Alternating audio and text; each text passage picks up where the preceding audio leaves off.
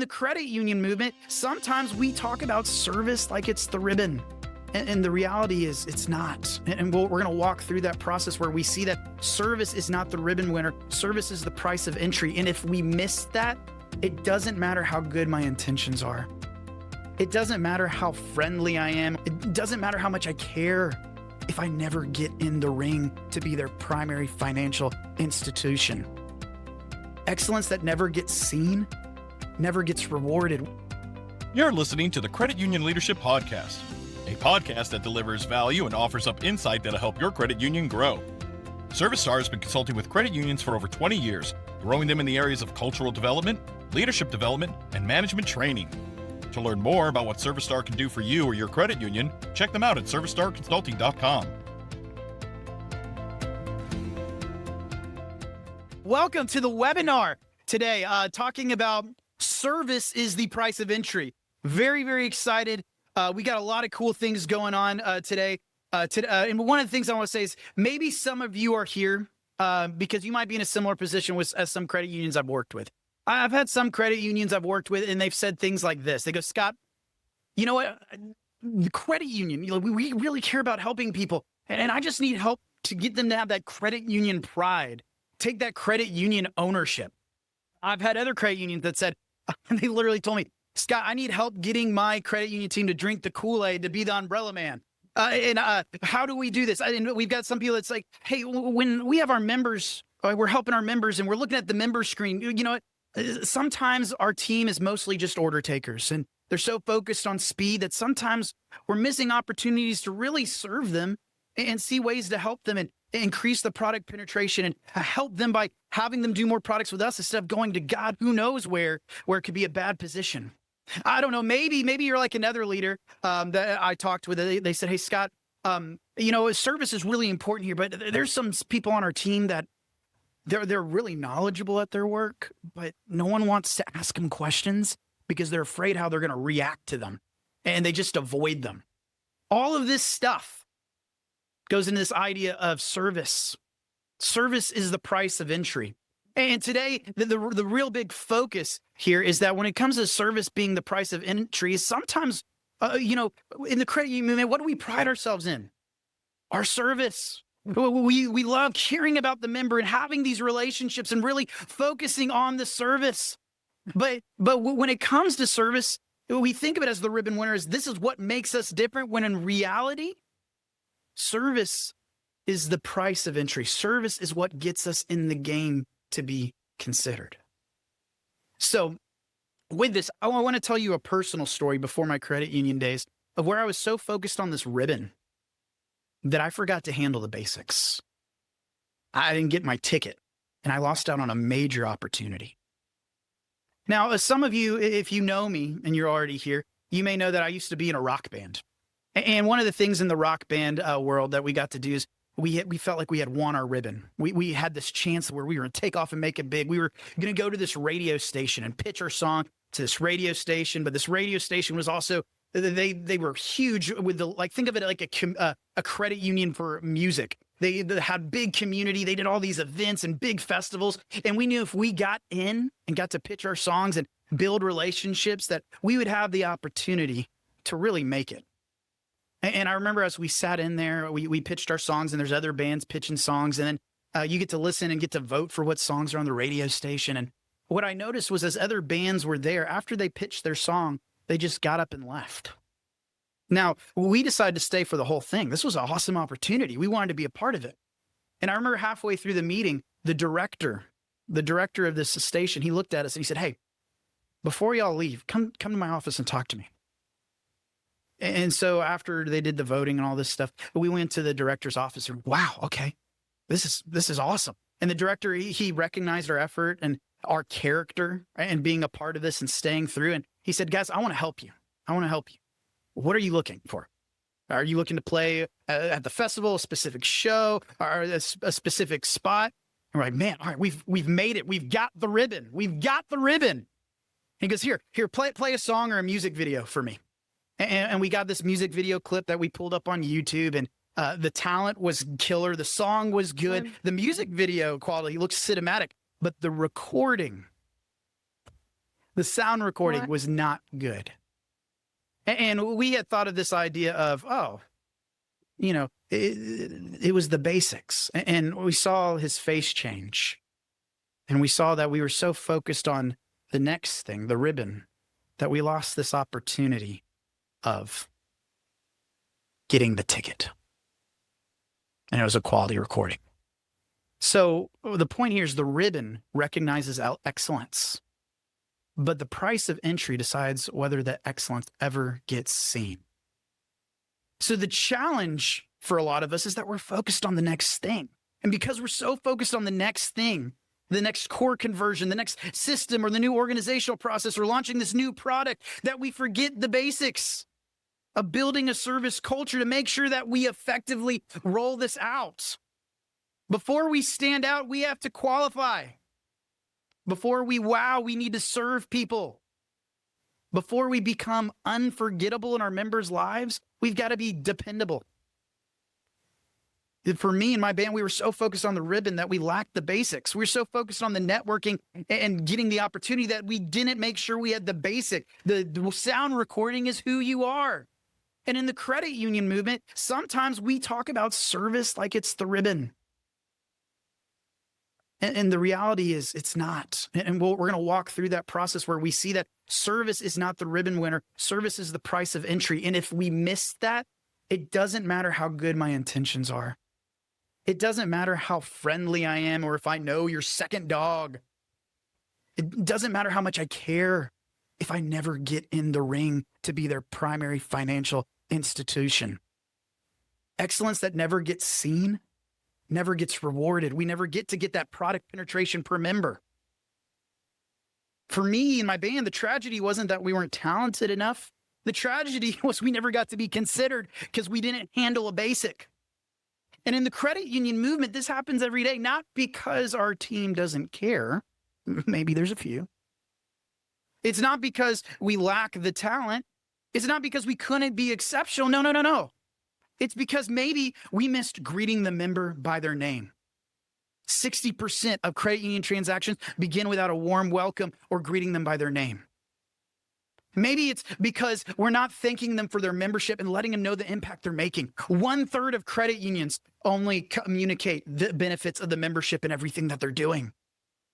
Maybe it's because we're not focused on the accuracy rate. Or I was just talking to a credit union that they don't have KPIs for their teammates. They don't know key results areas to make sure that they're doing a good job. Maybe it's we're not focused on embracing interdepartmental work because I'm so focused on my silo in that ribbon. So what are we going to talk about today? Ryan, pull up the next slide. We're going to talk about what is service. Let's get on the same page of what it is. Because I think what you'll learn as we talk about this is a lot of us we have some commonalities of what we think about it, but also what we're going to see is, there's different things that other departments or other people or other cultures will think about with service. And then I'm going to tell you why it's not enough, but why it's required. It's essential.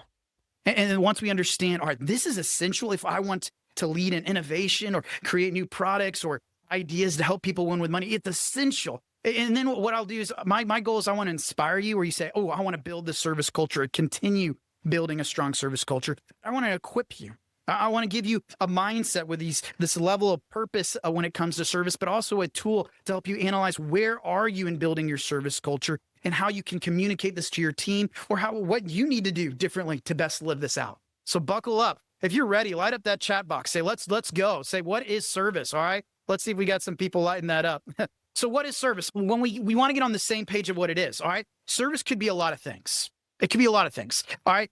Some people say it's assisting customers during a sale. Some people say, service is about product mastery. Have you heard it said they don't make them like they used to? Others might say, no, service is about customization. You hear people say, hey, have it your way. Others say service is about speed. It's about being the fastest. Others are saying, it's about creating this experience where I feel elevated or I feel something working with you. Most of us may think of service as just being fast, friendly, and accurate. Fast. Nicole, I like the LFG Deadpool reference. Fast, friendly, and accurate. Fast and friendly and accurate. This is the fruit of a service culture. It is the outcropping of building a service culture. But here's the thing, fast, friendly, and accurate is now becoming expected, the norm, not the excellent service. So Ryan, pull up that next slide. Let's look at the definition, the working definition of service that we're going to work with today. It's the action of helping by doing work for somebody. So yeah, this could be doing work quickly, friendly, and accurate. But get this, all right?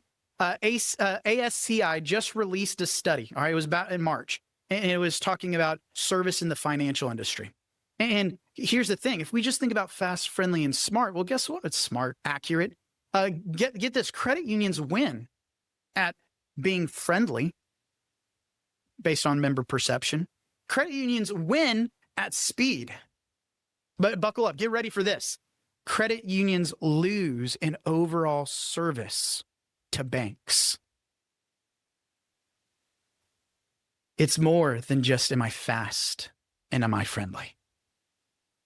So get this. All right, let's talk about, all right, if it's more than just being fast and friendly, service is helping somebody. What does that look like? Well, we need to understand how is service, where is its place in the economy and helping people? And how are we evolving beyond this? So go to the next slide, Ryan. Well, let's talk about these three things. And honestly, I think we're already moving towards the fourth. But the goods economy is focused on we make things, make a better product, and guess what? People will buy it. Think about it. It was Coke. Coke was the best. Everyone bought it. But then there was new Coke. So then Pepsi was the best and everyone bought it. So then Coke was like, we'll make vanilla Coke. And then you got cherry Pepsi. And it wasn't only about being better with the product. It was having a variety of products that best help their consumer market. Make a better product and people will buy it. Tesla, they were the first to build an electric car. Now there's a lot of electric cars being built, and now it's about self-driving cars. You know, maybe in the credit union industry, it's about having the best checking account with no minimum balance or fees. But I don't know about you. Have you seen the Capital One ads? Their 360 checking account now offering no monthly fees or minimum balance as well. Products are becoming commodities. Commodities means they're generic. They're not unique in what they offer. It seems like no matter where I go, it could be the same. So the question is, how do we differentiate? The question is, how different is your checking account from your neighbor's? How different is your auto loan from your neighbor's? Now, the good news is that essentially all products are commoditized. They're not dramatically unique. So we're not competing on that front as much now. So enter the service economy. We're moving from just we make things to we do things for you. Service it's that white glove service of how am I going to deliver this and do this for you? How am I going to guide you through the process? So you go, whew, that was easier than I thought it would be. That was nice. It's guiding the member to the right resources. It's introducing them to the right people, the warm handoff. It's making sure that, yes, we're being friendly and courteous while we're doing their money and finding ways to help them that they might not know about. Now, service became the big thing. But now it's evolved a bit to the experience economy. We make you feel something. We have a unique playing field here. Think about it. The banks, they're for profit. If they're making anyone feel something, they're making their shareholders feel something. How to win with money. Putting more money in the shareholders' pockets. I don't know about you, but that want to be a great feeling for their customers when they walk in. You and I, the ability we get is when you come in here, we can give you experience of we're here to help you win with money. We're here to start a new family legacy by setting a good financial path. When you come in here, we can create the experience of we are working together to build a community that we're proud to be a part of, and our kids want to stay here and live here and be a part of it. Man, isn't that something that would be exciting to be a part of? Now, here's the thing. I honestly think we're even moving out of the experience economy. That's been The research shows 2008 was when that term was coined. So it's been about 20 years. Well, what I'm noticing is we're moving towards something called the transformation economy. What business has been booming in the past 6 years? Coaching, where they've got executive level coaching, they got personal coaching, they got marriage coaching, they got all these coaching things. You probably seen it if you go on social media at all, where there's people saying, hey, here's a product, buy this, and I'll also help coach you. Financial coaching. There's so many things with coaching, and coaching is getting bigger. Why? Because the transformation industry, what is that focused on? We change you. We change you. When a member opens an account with us, whether it's through an indirect loan or they were intentional about it, I hope when they leave that I change them, where they start seeing the possibilities and they start feeling not just confident, but more knowledgeable about their money and their finances. I want to change them to put them at positive with money so they can start fighting for dreams. Isn't that really the heart behind this? But here's the thing. I can't focus on creating cool experiences, or you could. I can't focus on transforming people if I haven't handled the basics, the price of entry of service. Yeah, we could put on some events and maybe they'll go well, but will the heart be communicated? Will the team be living it out to its fullest potential? Or will we think like we're missing something? I can't expect my team to transform people by providing innovative solutions with support to help our member facing provide the right tools and be proactive in helping people win with money if we do not have the service heart. Service alone will not make us stand out, but it is required to stand out. It is required to move past this. We may be doing some service, but not at the level that we should. I get this. All right, Ryan, go to the next slide. This one hurts a little bit. All right. Banks, really, look, out of all these financial things that were studied, credit unions are at the bottom of the service scores. At the bottom. And here's the thing. Yeah, banks are coasting. They haven't really moved. But the thing is, if this is where we're dominant, where we're really good at, well, we're not coasting. Yeah, we're behind, but we're also falling a bit. This is where it comes into, are we addressing members by name? 60% of transactions begin without welcome or acknowledgement of the member. Are we thanking people for their membership? Only about 1/3 of credit unions effectively convey this. Man, let's boil it down. Let's make it real simple. Are we greeting members or teammates with a smile? You know what I hear when I talk to some board members? Of course they do. They're so friendly to me. They're so nice. But the member experience scores don't reflect that. Of course they smile when their boss walks in, when their board of directors walks in. Well, then all the members are their bosses, the owners. So shouldn't they be greeting them just like they do to the board members? Exactly. Exactly, they should. But it's not happening. These are the basics. I'm not saying some of us, we may be meeting expectation, the basics. Are we exceeding it? So with this, Ryan, go to the next slide. I think it brings in the point a little more. All right. So this was the study ASCI did on customer satisfaction. All right. In credit unions, our competitive edge is what? It's service. This is what we should dominate at. I love to think of credit unions as the Chick-fil-A of the financial sector. And look, all right, so we should be somewhere in the top, right? Athletic shoes, soft drinks, financial advisors getting some money. No, all right, we're not top. Well, maybe it's in the middle. No.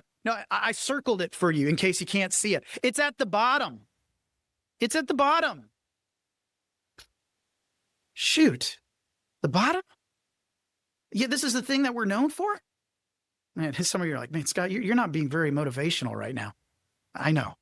Service is no longer scarce. It's no longer rare. You could attribute it to digital tools that flatten the curve, where we're seeing fintechs operating like banks. And yeah, some of us are getting mad at Apple and things like that. But the point I'm really making here is good service is becoming invisible. A neutral moment of truth, what is expected, is becoming in cell phone stores. Yeah. Good service is becoming invisible. But here's the thing. Service drives innovation. of what can we do to make a bigger impact. Service drives new procedures so we can get more done with less. Service drives the proper implementation of new technologies or building cohesive teams around a core conversion or bringing in new software to help things. Because think about this, member experience is judged on both people and systems. People and systems. We may be kind and friendly, but we may be lacking some of the people process of how do we handle complaints? How do we focus on when we're implementing new technology and set clear expectations of how you should use this? The staff courtesy, quick transaction times, this is good, but banks lead overall in service. So when it comes to this idea, Ryan, I think the next slide has this is, what are people wanting right now when we talk about service? And here's like three things. All right. So the first one is, people, it's the next slide. It's expected. Service is invisible. Now, the next one, people want to be understood. They want to be known. They want to say, all right, you know where I'm trying to get to, or you know where I'm trying to get out of. You know the dream I'm fighting for, or the nightmare I want to avoid. But sometimes we're just focused on, hey, let's make sure you're all happy. Let's make sure, hey, tell me about your weekend. But we're not focused on understanding why are you here and what are you needing to do? How can I change you? What people want is they want someone that's going to be helpful, not just friendly. Gerald, our VP, he says being kind instead of nice, where I'm willing to have the conversations that help them. Because think about it, right now, think about everything that's going on. You probably talk to members that are struggling and can't keep up with the price of inflation. You probably talk to some members that are going through layoffs because of all this crazy AI technology. We know people going through all these life events.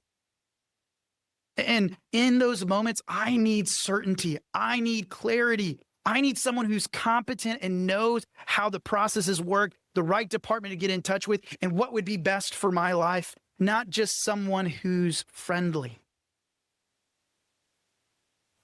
So the warning, if credit unions don't support building a service culture, the processes, the tools I spend buku amounts of money on, the access to learning or compliance training, the clarity, if I don't focus on that with service, none of that matters. None of that is going to be lived out to its fullest ability.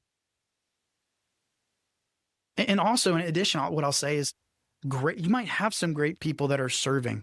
Heck, they might be on the front line, but they can't carry it alone.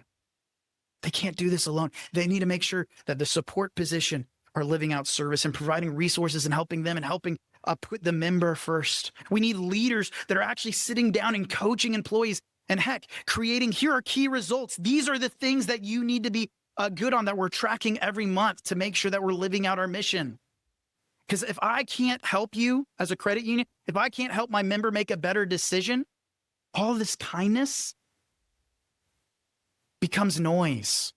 I need the signal of how do I win with money? So again, I'll say it again. Ryan, go to the next slide. Look at this. Credit unions are known for service. And if you can see, we're the blue line. We're dominating. We're killing it. But here's the thing. Recently, it's not that banks have really dramatically improved.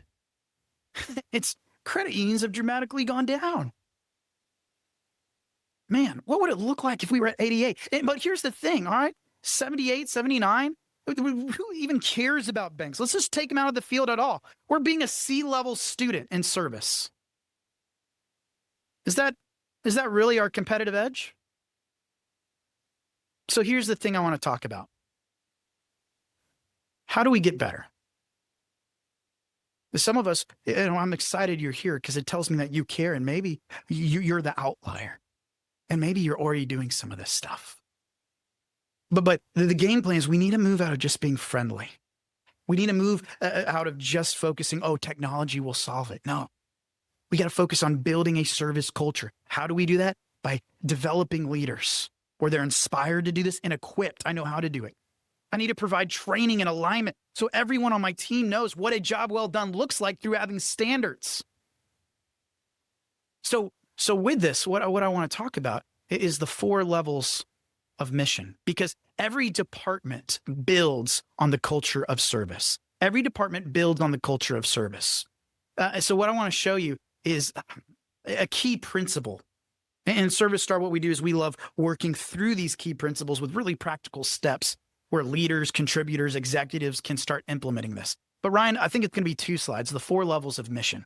That's what I want to share next. These 4 levels of mission. Yeah, a few more. Dun, dun, dun. Almost. There it is. 4 levels of mission. Let's unpack this. Movement mission.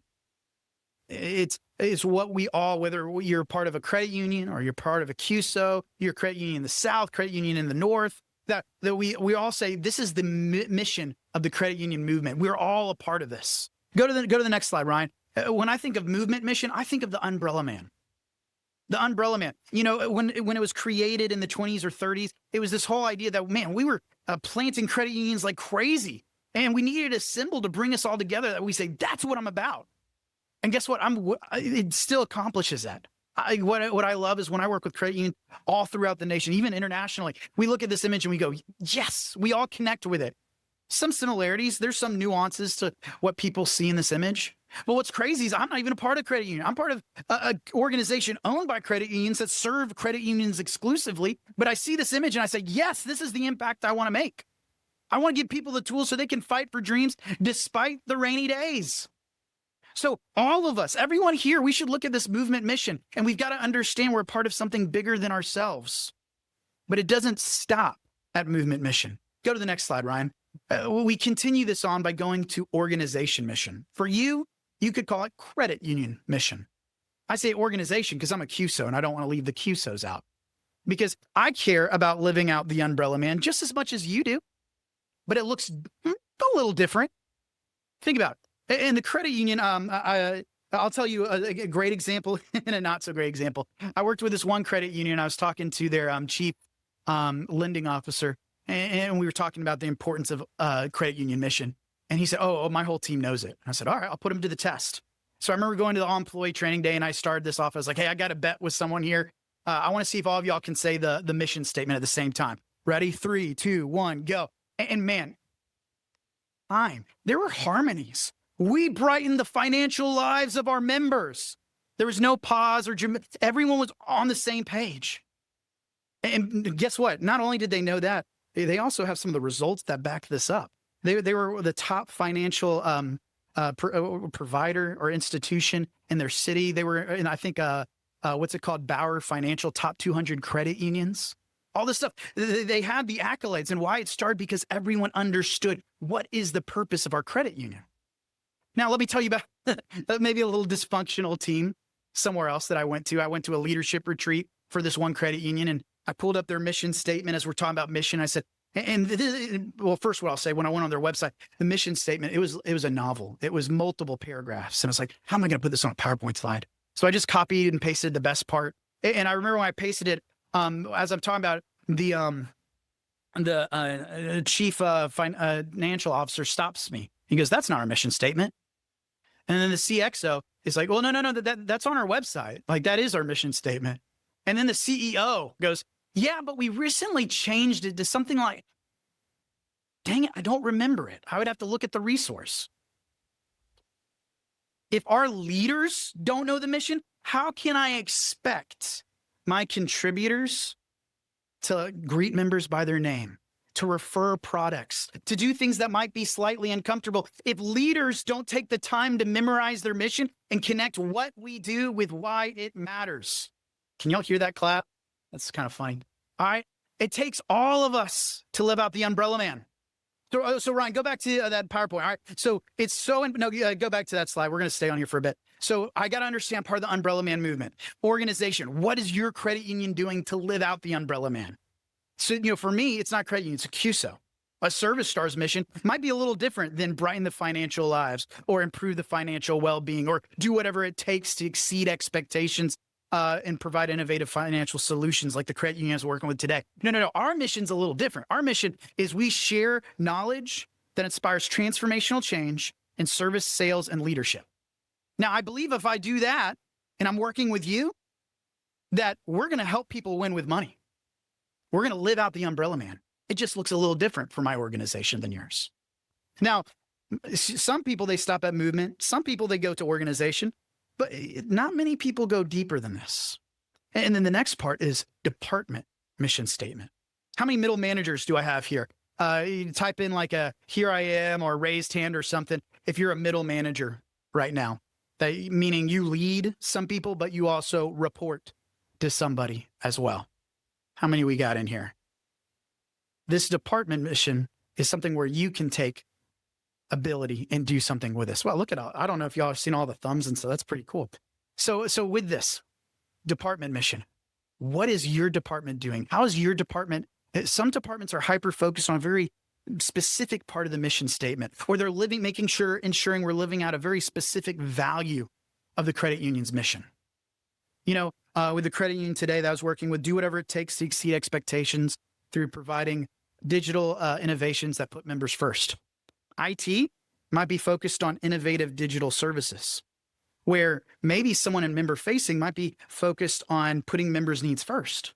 Or someone else who might be in a support position, or heck, maybe even member facing, might be focused on we need to do whatever it takes. Maybe leadership is focused on making sure we do whatever it takes to develop people. So with that department, all right, how are you hyper-focused? So let me tell you about the training team, all right? The training team, all right, organization mission is share knowledge that inspires transformational change. What is the training team at Service Star doing? We share the knowledge. We inspire and equip. We share the knowledge in a way that people go, I can do this. But also in a way, this is our big competitive edge, where people say, I know how to do this. It's not just a concept. You go, I don't really know how. No, it's like, hey, guess what? Today at 3:00 after this meeting, you can go do it right now by doing this. Go do it. What is your department? Now, as I've worked with some credit unions, one of the things I love is I get to help credit unions build mission statements. I get to work with middle managers on looking at their credit union mission and the umbrella man and saying, how does our department do this? And I'm going to share some of my favorite department mission statements that I've gotten to work with. All right. And I hope this inspires you of thinking. And we have a whole course in Vertex that focuses on the nuts and bolts, how to do this. But I just want to show you some of the mission statements we've created for departments. One was a branch. They said, we're the face and voice of the credit union being the solution finders. We're the face and voice of the credit union that are solution finders. One of my favorites is fraud. They said, we're the members' watchdog. We protect the members' money. I remember working with a credit union in Florida, and she was in business development, and we were working on this mission statement for her department. She said, we're actively saving the people money. We're going out on the front lines and we're finding people, telling them about the credit union and actively helping them win. Wow, that's way different than I just go to events and hand out free stuff. Accounting. Someone was saying, well, we give information. We give information quickly. It's like, all right, well, that sounds like a job description. Why do you do it? And as we talked through it and we were looking at the mission statement of their credit union, this person realizes, oh, we provide accurate and timely information so that our team can make strategic decisions that help our members. Oh, that changes the work I do. I remember working with IT. It started with keep on keeping on. And I was like, all right, well, that just sounds more like a bumper sticker, like a motivational phrase. And as we were working through it, we provide innovative solutions and we fix and we reduce stress points for our team and our members. Oh, I understand the value that I bring to the mission to help be the umbrella man. Do y'all see how this is working? You know, I'll share like one or two more. All right. HR, I love this. It started off with a conversation, and the conversation was built around this idea of, you know what? Our members will not love the credit union until the credit union loves the credit. And so she was saying, I want to build a place where people love working here. So she was forming this, and she said, well, the HR is focused on building a credit union people love working at by providing resources, opportunities, and knowledge that helps our employees thrive. Wow. Doing whatever it takes. By providing innovative solutions. You see how some of these hyper-focus on a certain part? And it's really important, Ryan, if you go back to that slide of looking at the 4 levels of mission, what's important is it's not just about you building your own mission. What's also important is I want to understand the other department's missions and how they are focused on living out the credit union mission. Because sometimes it feels like we're all in silos working, and oh man, it feels like sometimes the other department's out to get me, or this department exists just to make my job harder. I remember I talked to business development and accounting and business development and said, accounting just exists to tell me no. And it's like, no, they're trying to protect the members' money and provide accurate, timely information so we can protect the members' money and do what's best. And maybe spending money on this business development idea might not be the best use of it right now. So I need to understand where other departments are coming from. And then remember, it's about something bigger. It's about the credit union's mission. So we can be something bigger, the umbrella man. Now, the one thing I'm not going to get too much into detail is personal purpose. It's one I'm super passionate about. We have a whole course on it in Emerging Leaders where we work with people to develop their personal purpose and say, all right, what are you going to do now that you know this? Heck, we even have a free, it's on our podcast. We took one of our webinars focused on building a personal purpose statement. But what I'll say right now, just very quickly, personal purpose is, what is the impact you aim to make to everyone around you? Not just at work, but also in your personal life. How do you show up for those around you? And guess what? The sweet spot is when all this stuff lines together. The sweet spot is when your personal purpose is putting you in a department that is hyper-focused on the work that's living out the organization's mission that you believe in, that's about something bigger than yourself. So some of the work might be, am I communicating that we're part of something bigger? Do we know about the umbrella man and the heart of why the credit union movement was even created? You know what? Can our teammates, does everyone know our mission statement? Heck, do our leaders know the mission statement? And in our department, do we have specific behaviors of, hey, we live this out by doing this? And are we hiring people who have the attributes and the mindset that align with what we're looking for? So yes, this is a tool, but I would say it's more principle-based. Ryan, go to the next slide. There's a question that I want to ask is, now that you see this, how are you living out the umbrella man? Executive leaders, how are you living out the organizational mission? Middle managers, do you have a department mission? Some of you may be contributors or aspiring leaders here. How does your personal purpose connect with something bigger? So I want to give you a tool that helps you analyze, all right, how strong is our credit union with a service culture? Because yes, I want to create experiences for our members. Yes, I want to transform them and leave them better than I found them. So what we have is this, how strong is your service culture quiz? And when you take this, it's going to have 4 results for you. So 1 is the reactive phase. The reactive phase, this is when a culture happens to you, not with you. This is when life happens to you instead of you happening to life, where it feels like there's always a fire to put out. And you know what? You never have time to focus on the important things like building culture or a mission statement. And you know, that stuff and service standards and talking to service, that feels like a luxury. It's where you are the CEO, the chief everything officer. You're doing everything and you're surviving the grind. So in this phase, what do you need to do? You've got to be intentional about building culture. Or guess what? Culture is going to form with or without you. And a reactive culture is ineffective. That's the nice way to put it. So if you find yourself in the reactive phase, what is the next immediate step? Well, first, it's not convenient. You've got to make time for culture, and it's going to hurt. But what you're going to start is create small wins that build momentum.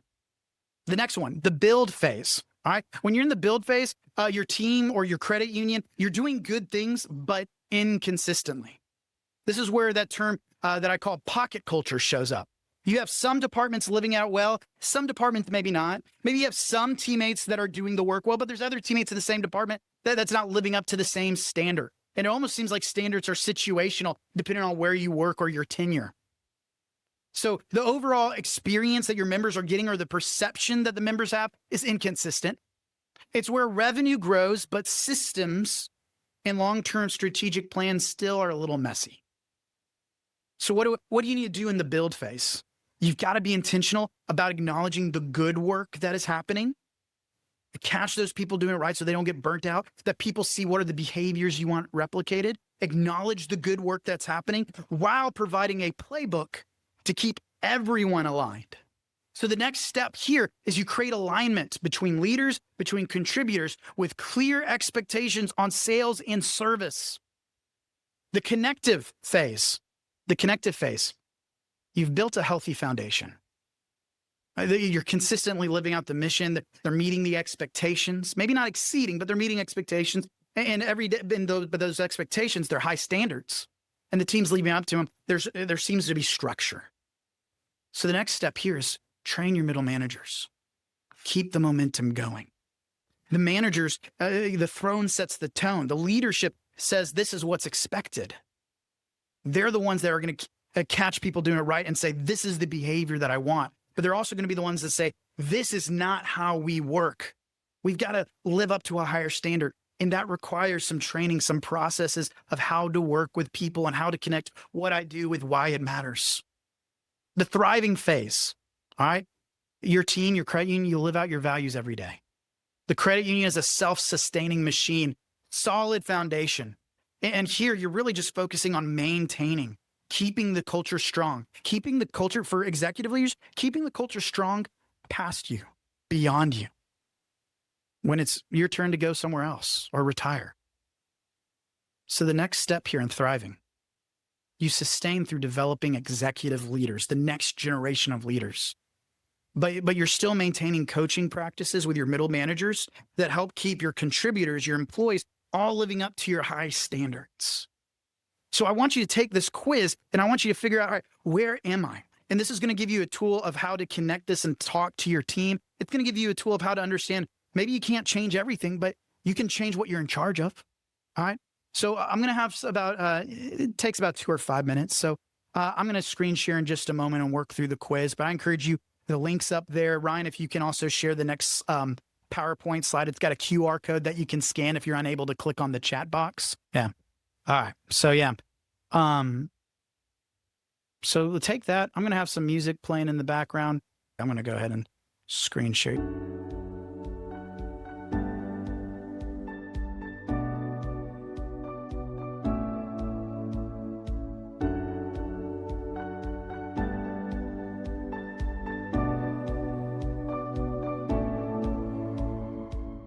Some of you might need some more time to think, but this is a tool for you. Also, don't keep it a secret. Share it with other people at your credit union. I think this is a great conversation starter to say, hey, are we aligned? Are we observing the same thing in our service culture? And maybe if not, that might be a sign that there's that pocket culture where there's some inconsistencies, but you might be in the build phase.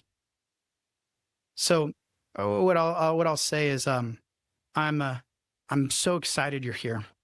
It was cool to see the chat box light up and see how passionate you are about this. And, at the end, it even says something about book a call. I would love to talk to you about this stuff. Heck, it might not be the right time for you to partner with Service Star, though we do have a great product for building the service culture. It's called Member Experience Builder. It's our bread and butter. It's what we help a lot of credit unions do. And we even have reports where we can show like, hey, this is the improvement we're seeing in your culture.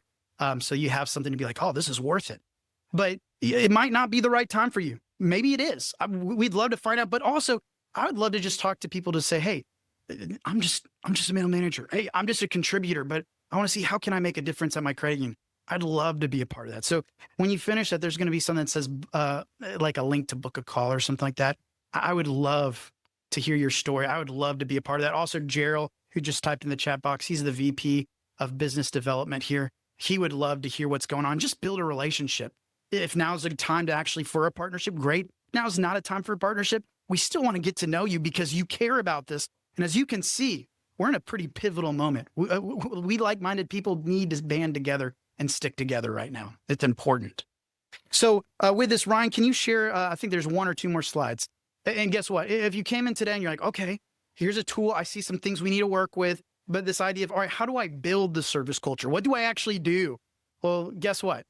Our next webinar gives you the 6-step process of what we do with credit unions and how we work on that. How you can apply this as an executive or a middle manager, or what you can be looking out for as a contributor. So this session, it happens next month, and I would say it's the part 2. If today got you inspired of this is important and pivotal, man, you should register for this. We'd love to have you here for this part 2 of saying, all right, now that you know where you are, now you're focused on these 3 levels of mission and what you need to focus on, what are you going to do about it? The first steps come to this. Or heck, book a call with me or Gerald.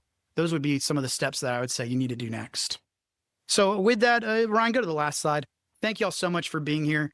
Something we're always looking is how can we make these webinars better? How do the webinars stand compared to our contributor training or leadership training? If you can scan this QR code or type in that, I don't know, Ryan, if it lets you copy and paste that in the chat, that'd be super helpful. But guys, thank y'all so much for being here. I'm excited to see, all right, what would the credit union look like if we can move from that C-level 78 and get us higher? Get us higher. Have us be the example of service. Thank you. I'll see y'all later. If you're interested in submitting a question to the Credit Union Leadership Podcast, we want to hear from you. Go in our show notes. We have a link over there, and it's going to take you to 2 options. You can submit a question through email, or you can submit an audio recording through SpeakPipe. We make it super easy. Go to the link in the show notes, click audio recording. It's going to take you straight to a website where you just press the record button. You've got 90 seconds to submit a question, and then you just type in your name and email address, and that's it. It comes straight to us, so you don't need to download anything. You don't need to get any new software. You just go to this website, press record, and click submit, and we're good to go. So go to the link in the show notes, click if you want to submit a question written out or through audio, and we'll take it from there. Thank you, guys. We'll see you next time.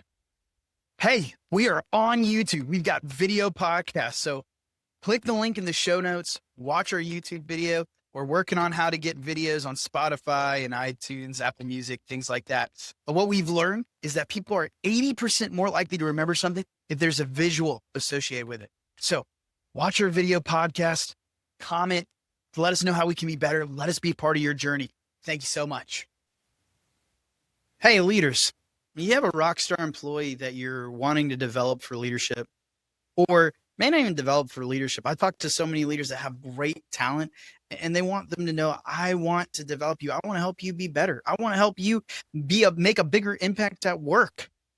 But sometimes what I talk about with a lot of these leaders is they're having trouble creating a roadmap, a plan to develop them where they feel like they're giving them adequate knowledge and practical know-how where they're developing this rock star teammate. Well, we have a program called Emerging Leaders meant for you to use with rock star teammates that you want to develop. And also, this is great for people that are considering or moving right into leadership for their first time. What this course does is it turns them into confident, competent, and high-performing leaders who'll be able to develop their own personal leadership style. This Emerging Leaders is what I call level 1 leadership course, like 101, where it's more internal focus. It's getting your headspace, getting you in the right headspace so you can focus on deploying core coaching skills and maximize employee engagement and performance. But we've got to work on leading ourselves. You know, Mark Miller, former high performance leadership coach at Chick-fil-A, said the hardest person we have to lead is ourselves. And I've got to be the example of the ideal team player before I start coaching ideal team players. So Emerging Leaders, this is a live online training where you get to network with other new managers from across the credit union movement. And you get unlimited access to the Service Star trainers and experts to help you implement, help you put this stuff into action. This is great for new leaders. It's great for current leaders. It's also great for rock star employees where you can learn how to thrive in this environment. And guess what, leaders? For those of you that are just saying, I can't really come up with a roadmap or I don't have time, we give you a leadership action plan. This is an actual document with some videos, with questions, with discussions, and actual practical things so you can put what they've learned into action. So you can be aware of what they're learning, not just saying, God, I hope it's stuff that I believe. No, you can read through it on this 1-page assignment and then follow up with them and put this into action. So it's not just here in the head. That's what I'm pointing to if you're listening. It's also here in my hands. I could put it into action. So this is something you're interested in. Go to servicestarconsulting.com and look up Emerging Leaders. Go ahead and register your teammate or yourself down.